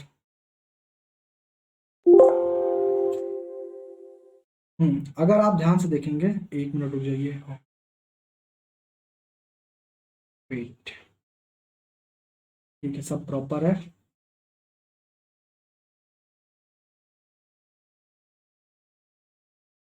कंप्यूटर जवाब दे देता है ना, कंप्यूटर नहीं सर, लैपटॉप है। अरे एक ही बात है। चलिए, अभी तक हमने जो पढ़ा वो हमने पढ़ा कि महासागरीय जलधाराओं का प्रभाव क्या है। आप सोच रहे होंगे कि सर एक एक चीज में इतना डीप क्यों जा रहे हैं। फिर से बता दूं, एसएससी नहीं है। अगर एसएससी होता ना, तो ये जितना महासागर जलधारा है ना, एक क्लास में कवर होता, वो भी आई थिंक 40 से 45 मिनट में। 40-45 मिनट बहुत ज़्यादा है अगर आप एसएससी के लिए पढ़ रहे हो या फिर किसी और एग्जाम के लिए। लेकिन अगर आप यूपीएससी और स्टेट वाले को टारगेट कर रहे हो तो आपके लिए आपको डिटेल में पढ़ना पड़ेगा। अगर आप चाहते हो कि आपका रिजेक्शन का जो की है किसी के पास ना रहे, तब अगर आप चाहते हो कि नहीं, रिजेक्शन का जो हमारा की है वो किसी ना किसी एक को मिल जाए, तो आप डिटेल में मत पढ़ो, साफ साफ। लेकिन अगर आप चाहते हो सिलेक्शन का की आपको मिले, तो आपको पढ़ना पड़ेगा, नॉट पढ़ेगा, पड़ेगा। ओके, चले। अब आपको पता होगा कि महासागर सामान्यतः 5 होते हैं, जिनमें से हम अब 3 की चर्चा करने वाले हैं। क्यों 3? क्योंकि यहाँ पर विशेष तरह की महासागरीय जलधाराएं पाई जाती हैं। चलिए, सबसे पहले हम बात करेंगे प्रशांत महासागर की। प्रशांत महासागर आपको पता है उत्तर में भी है और दक्षिण में भी है। इस फिगर को आप ध्यान से देख के बताइए, अभी थोड़ी देर पहले मैंने बताया भी था, वैसे लिखा भी हुआ है, क्या जरूरत है बताने को। ये कौन सा कॉन्टिनेंट है और ये सारे कौन से कॉन्टिनेंट हैं। वैसे आपको साफ साफ दिख रहा होगा कि ये नॉर्थ अमेरिका है और ये वाला साउथ अमेरिका है और ये ऑस्ट्रेलिया है, ठीक है। और ये आपका एशिया का खंड है। लिख देता हूँ, ये अमेरिका, ये भी अमेरिका, ये साउथ, ये नॉर्थ, और ये तो ऑस्ट्रेलिया है ही। तो आप देखिए, पहले हम बात करते हैं प्रशांत महासागर के उत्तर में कौन कौन सी जलधाराएं बहती हैं। तो देखिए, एक मिनट रुकिए, वेट, मान लीजिए ये है 0 डिग्री, वेट, यहाँ पर मान ले रहे हैं 0 डिग्री, लगभग में यही है 0 डिग्री, ठीक। तो सबसे पहले कौन सी जलधारा बह रही है, एक मिनट, नॉर्थ इक्वेटोरियल करंट, यानी कि उत्तर विषुवत रेखीय जलधारा, ये आपकी पहली जलधारा हो गई। प्रश्न यहाँ से बहुत सारे पूछे जाते हैं, इसीलिए मैंने इनको अलग खंड में करके समझा रहा हूँ, क्योंकि एग्जाम में ये नहीं पूछेगा कि बताइए कि ओयोशो की जो जलधारा है वो ठंडी है वो या गर्म, या 4-5 कथन ऐसा दे देगा और बताइए कि कौन सा सत्य है, कभी नहीं पूछेगा। पहले होता था ये सब, और यूपी पीसीएस वगैरह में हो सकता है, लेकिन जो आईएएस के लेवल पे है और वहाँ पैटर्न बदल चुका है, वो आपसे क्या पूछेगा, आपको बोल देता होगा कि उरोशियो एक गर्म जलधारा है, आप जानते रहेंगे, सही है, जो कि अटलांटिक महासागर में प्रवाहित होता है। अब जिन बच्चों ने केवल क्यूरोशियो एक गर्म जलधारा है देखा और खटाक से सही करके चले आए उस कथन को आधार मान के, उन्होंने देखा है ना कि प्रशांत महासागर भी बोला है, सॉरी अटलांटिक महासागर बोला है वहां पर, तो वो गलत हो जाएंगे क्योंकि क्यूरोशियो जो है वो प्रशांत में पाया जाता है जबकि अटलांटिक में नहीं। तो ये समझना अत्यंत आवश्यक है कि प्रशांत महासागर में, अटलांटिक महासागर में, किस महासागर में कौन कौन सी जलधाराएं पाई जाती हैं। चलिए, अब मैंने क्यूरोशियो का नाम बोला था तो दूसरे नंबर पे आपको क्यूरोशियो की जलधारा, भूलिएगा मत इसे, क्यूरोशियो की जलधारा। तीसरा देखिए, क्यूरोशियो के जस्ट बगल ही कहाँ है, ओयोशियो, तो ओयोशियो की जलधारा, ओयोशियो की जलधारा। यहाँ ना मैं नंबरिंग कर देता हूँ, सॉरी, 1 2 3। और देखिए नॉर्थ पैसिफिक करंट, यानी कि हम कह सकते हैं उत्तरी प्रशांत प्रवाह, ये हो गया आपका चौथा। और देखिए कामचटका का भी करंट है लेकिन मैं इसे नहीं लेता हूँ, अगर आपको लेना आप ले सकते हो, बहुत रेयर है पूछा जाए, अगर आपको लेना आप ऐड कर लो। मैं अलास्का पे डायरेक्ट आता हूँ, तो पांचवें पे आ जाता है आपका अलास्का, अलास्का की जलधारा। अब आते हैं सिक्स्थ पे, कैलिफोर्निया की जलधारा, ये भी महत्वपूर्ण है, कैलिफोर्निया की जलधारा। अब अगर आप समझ गए तो उत्तर में आपके ये जो 6 हैं ये प्रमुख है प्रशांत महासागर के लिए। अब आते हैं दक्षिण में, उत्तर जो दक्षिण याद है ना कि जब हम बात करते हैं 0 डिग्री के ऊपर तो वो है उत्तर, 0 डिग्री के नीचे तो वो है दक्षिण। एक प्रश्न मेरे माइंड में है, चलिए आपसे पूछ लेता हूँ, बताइए अगर बताओ, उत्तर ऊपर की दिशा में क्यों है और दक्षिण नीचे की दिशा में क्यों है। ये प्रश्न पूछा भी जाता है, मेंस में तो नहीं पूछेगा, हालांकि इंटरव्यू में चांसेस है।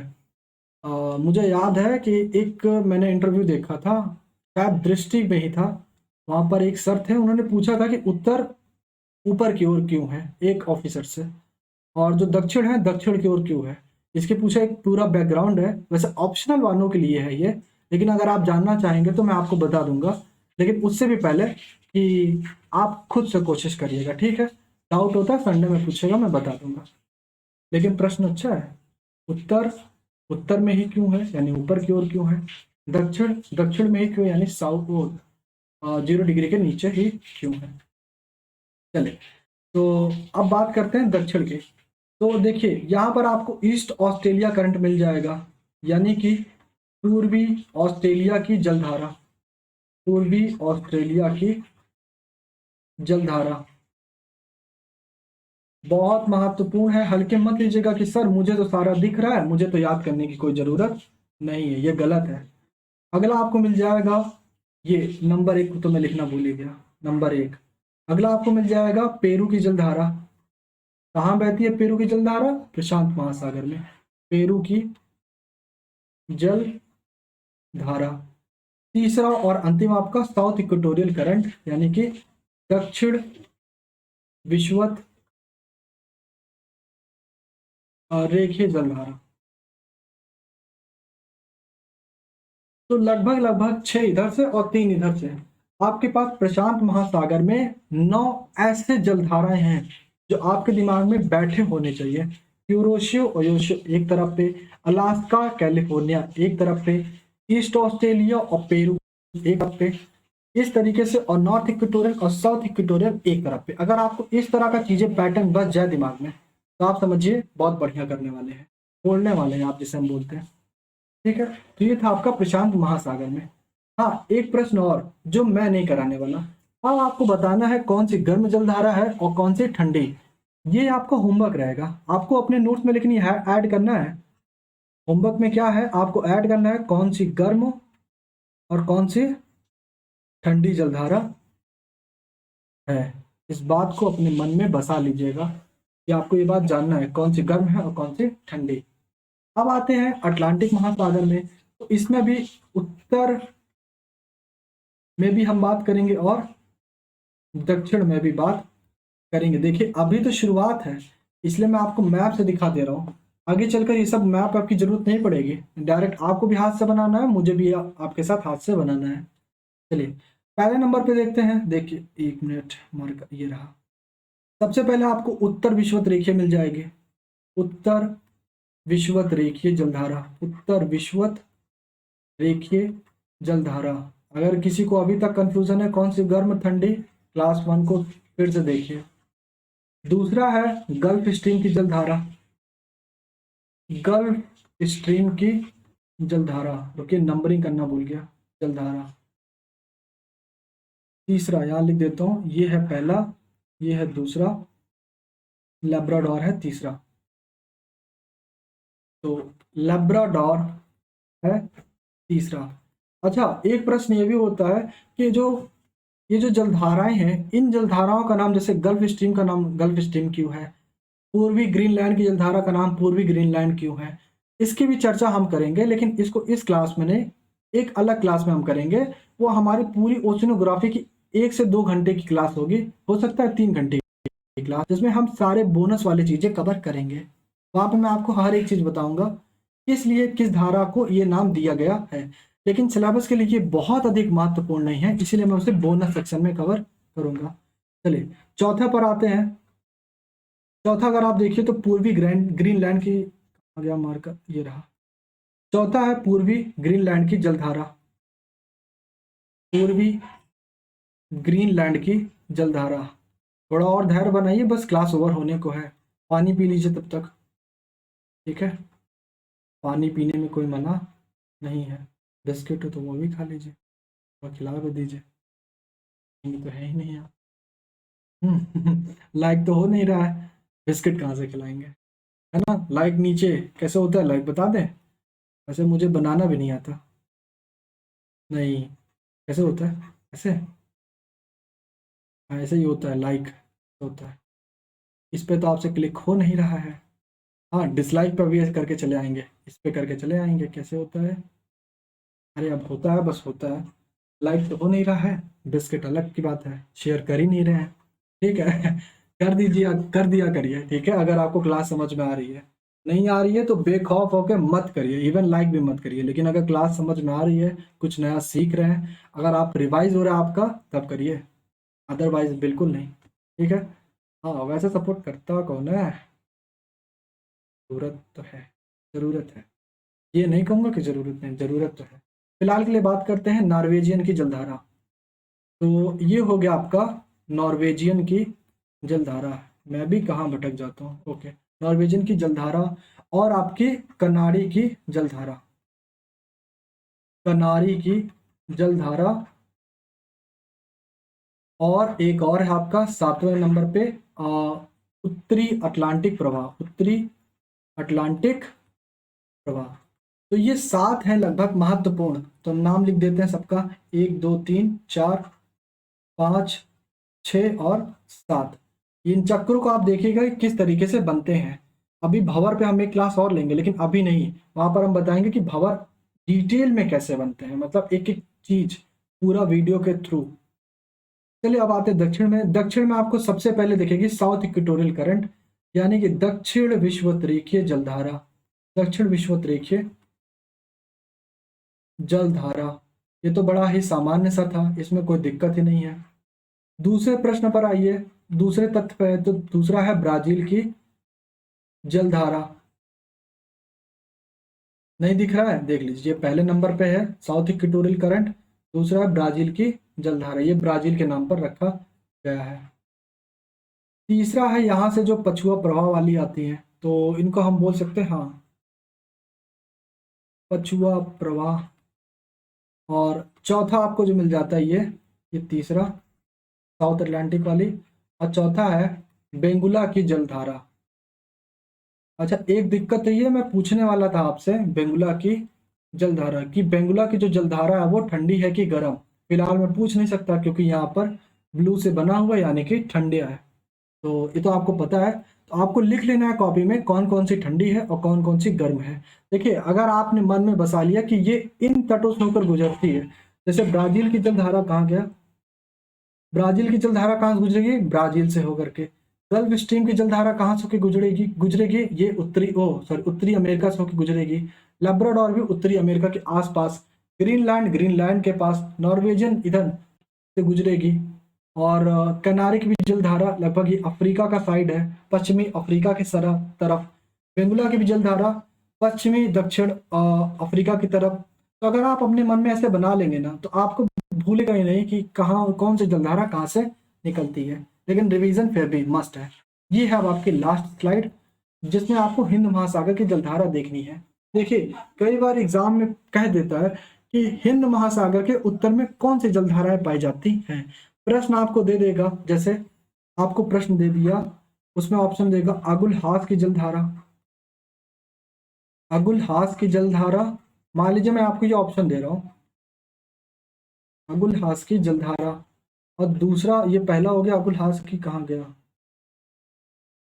ओहो ये रहा पहला अगुल हास की जलधारा, या दूसरा साउथ वेस्टर्न मानसून करंट, यानी कि दक्षिण पश्चिम मानसूनी जलधारा।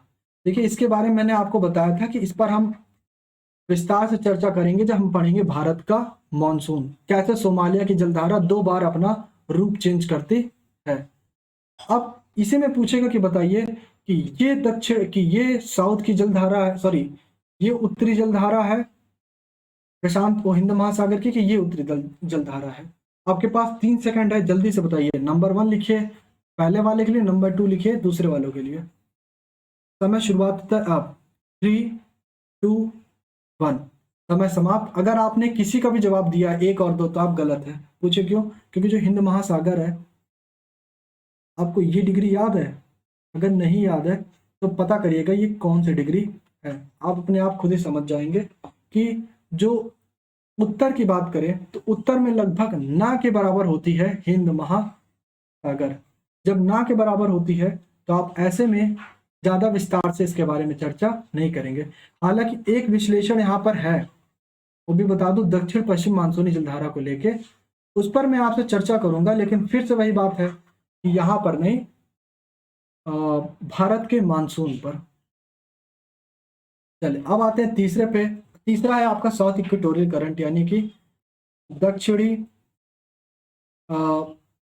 विश्वतीय विश्वतीय विश्वत रेखीय जलधारा। एक चीज आपको आई थिंक सब में कॉमन दिख गया होगा, अगर दिख गया होगा तो कमेंट सेक्शन में जरूर बताइएगा यस, जो सब में है। अगुल हास हो गया, उसके बाद वेस्ट विंड ड्रिफ्ट जिसे हम बोलते हैं दक्षिण, अभी के लिए मैं यहाँ लिख देता हूँ वेस्ट, हिंदी में नाम ही नहीं याद आ रहा, वेस्ट विंड ड्रिफ्ट।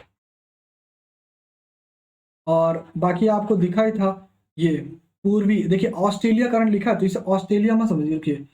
मैंने पहला बनाया था अगुल हास को, ये हो गया आपका दूसरा, ये हो गया आपका तीसरा, ये हो गया चौथा, और हो गया पांचवा। देखिए ऑस्ट्रेलिया करंट नहीं है, ये है पश्चिम ऑस्ट्रेलिया की जलधारा, पश्चिम ऑस्ट्रेलिया की जलधारा। देखिए मैं आपको एक चीज बहुत बारीकी से समझा दूं कि कई बार एग्जाम में ओयोशो क्यूरोशो को लेकर सवाल पूछता है, कौन सी किस्म है। देखिए ओयोशो क्यूरोशो की पूछेगा तो आप आसानी से बता देंगे कि प्रशांत की है। लेकिन जब आपसे पूछता है कि पश्चिम ऑस्ट्रेलिया की जलधारा है, और आपके कहीं ना कहीं दिमाग में आ जाता है कि पूर्वी ऑस्ट्रेलिया प्रशांत महासागर में पाया जाता है, तो जाहिर सी बात है पश्चिम भी होगा। तो मैं आपको बता दूं ऐसा नहीं है, याद रखे रहिएगा, हिंद महासागर में पाई जाती है पश्चिम ऑस्ट्रेलिया की जलधारा। और ये कैसी जलधारा है, हाँ इसमें तो नहीं बना है, बताइए फटाफट, 3 सेकंड है, 3, 2, 1। हाँ इसका उत्तर है ठंडी जलधारा। अगुल हास को बताइए, अगुल हास, सही जवाब अगुल हास है गर्म जल धारा। अच्छा हाँ, मोजाम्बिक छूट गया था, सॉरी, वेट वेट, सबसे महत्वपूर्ण तो छूट ही गया, वेट, मोजाम्बिक की जलधारा। मोजाम्बी भी अपने में बहुत बार पूछा गया है, मोजाम्बी की जल धारा।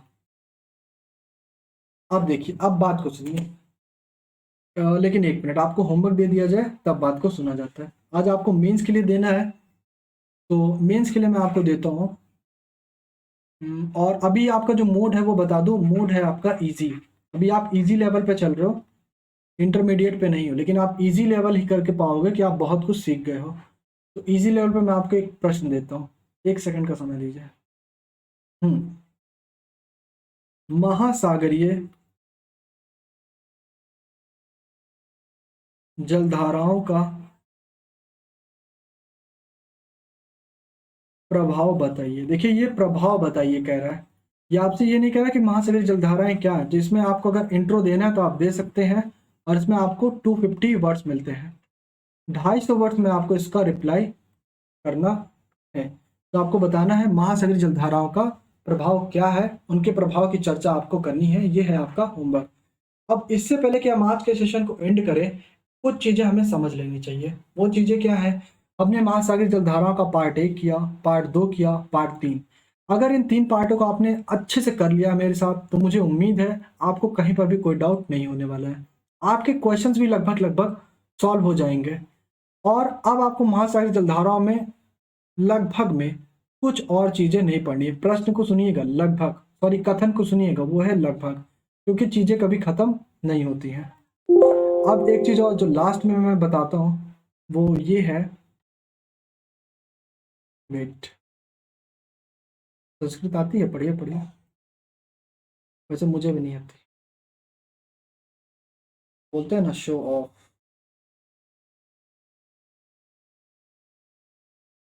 वेट करिए।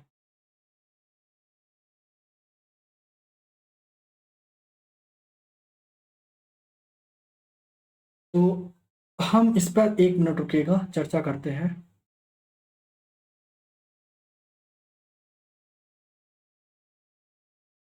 मैं आपको बता रहा था, अगर आप चीज़ों को अच्छे से अध्ययन करना चाहते हैं, क्योंकि आपके लिए सिर्फ और सिर्फ क्लास करना इंपॉर्टेंट नहीं है, आपके लिए ज़रूरी है कि आप कुछ को भी सॉल्व करते रहें। आपको सिंपली क्लिक करना है ias.withoutcompromising.com, ये हमारी ऑफिशियल वेबसाइट है। जैसे आप यहाँ पर क्लिक करेंगे, आपके सामने एक न्यू होम पेज खुल के आ जाएगा, जैसा आपके फ्रंट पे आने वाला है। मोबाइल पर इसका जो सिस्टम हो सकता है वो थोड़ा सा अलग हो, और आपको मोबाइल पे हो सकता है कि इस तरह का होम ना दिखे, तो आपको यहाँ पर क्लिक करना रहेगा। क्लिक करिएगा, आपको होम दिखेगा, होम पे क्लिक करिएगा। और आप अगर रजिस्टर्ड नहीं हैं तो आप मुझे मेल करिएगा। मेरा मेल है akash@gmail.com। उससे होगा क्या, आप पहले कोर्स पे जाएंगे, पढ़ना होगा, आप इसे पढ़िएगा, काफ़ी चीज़ें लिखी हैं इसमें, हमारा गोल क्या है। तो यहाँ पर अभी आपके लिए 3 कोर्स लॉन्च हो चुके हैं। पहला यूपीएससी प्रीवियस ईयर पेपर, आप यहाँ जाइएगा और यहाँ देखिएगा कि आपको कैसे कैसे यूपीएससी के प्रीवियस ईयर पेपर सारे मिल जाएंगे। इसमें आपको एनरोल करने की ज़रूरत नहीं है। और यहाँ पर आप ज्योग्राफी का टॉपिक वाइज पे क्लिक करेंगे। अब जैसे अभी हमने बहुत जल्दी में ही ओशिनोग्राफी पढ़ रहे हैं, तो आपको क्या करना है, ओशिनोग्राफी पे आना है। अगर आपका कोई लेक्चर छूटा हुआ है तो यहाँ से आप कवर कर सकते हैं। जैसे मान लीजिए मैंने प्रवाल और प्रवाल भित्तियाँ का कॉन्सेप्ट छोड़ दिया था, तो मैं यहाँ पे प्रवाल और प्रवाल भित्तियाँ का पार्ट 2 लूँगा और देखूंगा कि है कि नहीं। तो यहाँ पर मुझे मिल जाएगा और मैं प्रवाल भित्तियों का अध्ययन यहाँ से कर लूँगा, डायरेक्ट आपको मिल जाएगा, भटकना नहीं पड़ेगा। सपोज कीजिए कि मुझे क्लाइमेटोलॉजी पढ़नी है। क्लाइमेटोलॉजी में मुझे जानना है कि इंसोलेशन, टेम्परेचर और ह्यूमिडिटी क्या होती है। इस पर क्लिक करूँगा तो मुझे यहाँ पर इसकी क्लास मिल जाएगी। क्योंकि अभी हमने क्लास इसकी ली नहीं है तो इसलिए दिखा कमिंग सून। जैसे हम इसकी क्लास ले लेंगे यहाँ पर आपको अपडेट मिल जाएगा। आप कहोगे सर फ़ायदा क्या है, यूट्यूब से लो चाहे यहाँ से, क्या अंतर है? फ़ायदा है, फ़ायदा ये है कि यहाँ पर आपको कुछ मिल जाएगा। और ये कोई प्रमोशनल नहीं है वीडियो कि इसमें आपका कुछ फ़ायदा, मतलब मेरा कुछ फ़ायदा होने वाला है। इवन वेबसाइट बनाने के लिए अगर आप में से कुछ समझदार लोग होंगे, जानते हैं इसमें अच्छा खासा खर्चा आता है मेंटेन करने में, ठीक है। डोमेन खरीदना, उसके बाद स्टोरेज को कवर करना, बैकअप करना, बहुत सारी चीज़ें होती हैं। जो जानते हैं वो ठीक है, नहीं जानते तो मैं इसकी चर्चा नहीं करूँगा। अब जैसे यहाँ पर आपको दिया है 3 क्वेश्चन आपके पास है और आप 10 अटेम्प्ट दे सकते हो, और आपके पास अच्छा टाइम रिमेनिंग वाला भी यहाँ पे एक्सपायर्ड हो गया है, तो मुझे फिर से शुरू करना होगा। तो यहाँ पर मैं शुरू नहीं करने वाला हूँ, आपको 3 प्रश्न आएगा। मैं एक प्रश्न दिखा देता हूँ। जैसे भारत में किस स्थान पर ज्वारीय ऊर्जा उत्पन्न करने की क्षमता है? पहला है खंबात की खाड़ी, दूसरा है कच्छ की खाड़ी, तीसरा है मन्नार की खाड़ी। अब देखिए मैंने आपको इसमें से काफ़ी चीज़ें पढ़ाई हैं, आपको बताना रहेगा केवल एक सही है कि केवल 2 सही है, कि सारे सही है कि एक और 2 केवल सही है। तो आप यहाँ पर सबमिट और नेक्स्ट करते जाएंगे। फिलहाल मेरा टाइम एक्सपायर हो गया था, तो मैं इसे नहीं कर सकता, मुझे स्किप करना पड़ेगा। ठीक है, तो ये सारे क्वेश्चन मुझे स्किप करने पड़ेंगे, बट मैं करूँगा नहीं, रहने दीजिए, आप करिएगा, आप इसे आसानी से सॉल्व कर सकते हैं। इससे क्या होगा कि आपको ये टेस्ट सीरीज फ्री में मिल जाएगी, आप चीज़ों का अध्ययन अच्छे से कर पाएंगे और आप चीज़ों को काफ़ी बेसिकली तरीके से समझ सकते हैं। आप अपने आप को चेक भी कर सकते हैं कि आप कितने पानी में हैं और आपको कहाँ कहाँ इम्प्रूवमेंट करने की ज़रूरत है। और एक बात, ये हमारी वेबसाइट का जस्ट इंट्रो पार्ट है, जिसे आप टीजर कह सकते हैं। अब इसका ट्रेलर, मूवी जो भी है सब आना बाकी है। ये तो बहुत ही बेसिक सा अभी आपका वेबसाइट बना है, आगे चलकर यहाँ पर बहुत सारी चीज़ें होने वाली हैं। आप अभी से ही देख सकते हो कि आपको ये फ्री में एकदम पेड क्लास की तरह चीज़ें मिल रही हैं। आप किसी पे भी क्लिक करोगे आपको सारी चीज़ें मिल जाएंगे कि इस कोर्स का एम क्या है, पहली क्लास आपकी क्या है, इंटरेक्शन क्विज, ओशनोग्राफी में और भी जैसे जैसे चीज़ें अपडेट होंगी। जैसे आज हमने किया है ओशनिक करंट का फाइनल पार्ट, अभी यहाँ पर नहीं दिखा रहा है, आप जब कल आएंगे तो कल आपको यहाँ पर दिखाने लगेगा। तो उम्मीद है आपको ये सारी बातें समझ में आई होंगी। अगर समझ में आई होंगी तो आप वीडियो को लाइक कर सकते हैं, आप वीडियो को शेयर कर सकते हैं, वेट, आप वीडियो को लाइक कर सकते हैं, शेयर कर सकते हैं, सब्सक्राइब कर सकते हैं। सबसे इंपॉर्टेंट बात, शेयर जरूर करा करिए। इससे क्या होता है कि मुझे काफ़ी प्रोत्साहन मिलता है कि मैं आपके लिए और ऐसे वीडियो बनाते रहूं। आप नहीं करोगे तो ऐसा होगा कि मैं कुछ टाइम तक चलाऊंगा, फिर मुझे बंद करनी पड़ेगी, पर परेशान मत होइए। अभी कम से कम 2023 तक का जब तक हो ना जाए तब तक मैं चलाते रहूंगा, क्योंकि अगर 2 बच्चे भी जुड़े हैं तो उन 2 बच्चों के लिए भी मैं पढ़ाऊंगा। आज के लिए बस इतना ही। कल के टॉपिक में हम क्या क्या चर्चा करेंगे आपको पता चल जाएगा। वैसे अब जो नया टॉपिक है वो है महासागरीय नितल। तो महासागरीय नितल के बारे में हम चर्चा करेंगे। अगर आपको शेड्यूल नहीं मिला है तो डिस्क्रिप्शन बॉक्स में टेलीग्राम चैनल का लिंक होगा, उसे ज्वाइन कर लीजिए, या फिर इंस्टाग्राम ज्वाइन कर लीजिए। आपको वहाँ पर उसकी पीडीएफ या फिर इमेज मिल जाएगी, जहाँ से आपको सारे शेड्यूल मिल जाएंगे, कब कब क्या क्या पढ़ाया जाएगा। आज के लिए बस इतना ही। धन्यवाद।